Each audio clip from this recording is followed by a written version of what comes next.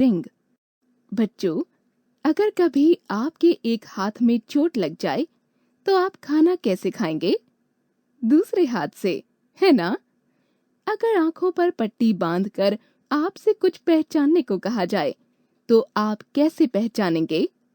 छूकर, सूंघकर या आवाज सुनकर?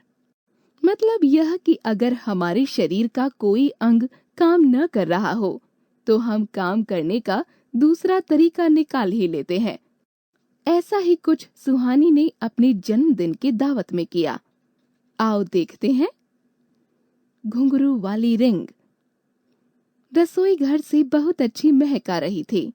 सुहानी संभल कर चलती हुई माँ के पास पहुंच गई। माँ से पूछा, माँ, क्या आप केक बना रही हैं?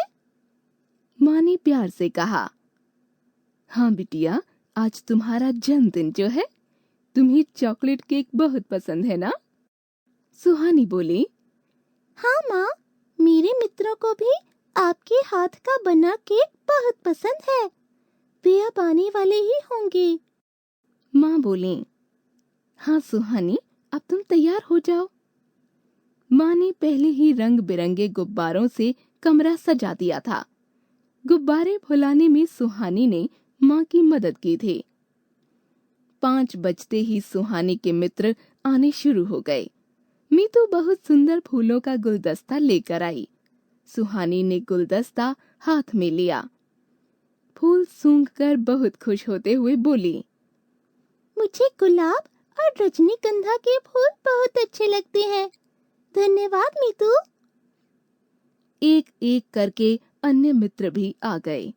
माँ ने केक और सब खाने की चीजें मेज पर लगा दी। सुहानी ने माँ की मदद से केक काटा। सब बच्चों ने जन्मदिन की बधाई का गीत गाया और उपहार दिए। सबने स्वादिष्ट चीजें खाईं। दावत के बाद बच्चे बाहर बगीचे में खेलने गए। ध्रुव एक रंग बिरंगी गेंद लाया था। सब एक दूसरे की ओर गेंद फेंक फेंक कर खेलने लगे। सुहानी देख नहीं सकती थी, इसलिए गेंद पकड़ नहीं पा रही थी।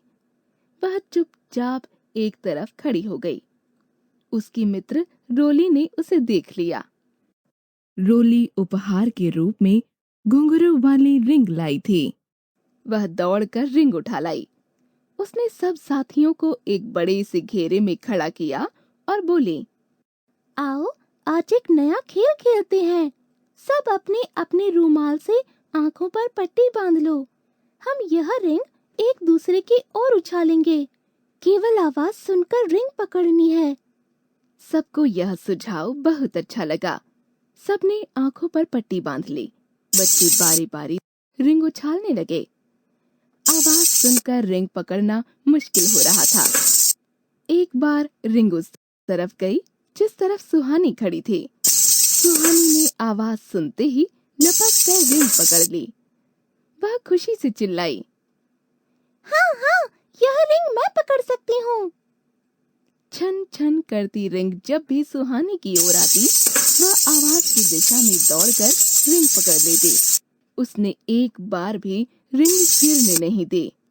खेल समाप्त होने पर सबने सुहानी के लिए तालियां बजाईं। अगले दिन से सुहानी शाम होते ही मित्रों के साथ घुंघरू वाली रिंग से खेलने लगी। घुंघरू वाली रिंग उसका प्रिय खिलौना बन गई।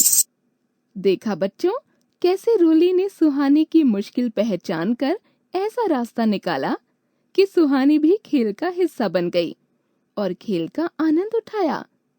दूसरों के प्रति संवेदनशील होना और सबको मित्र बनाना अच्छी बात है,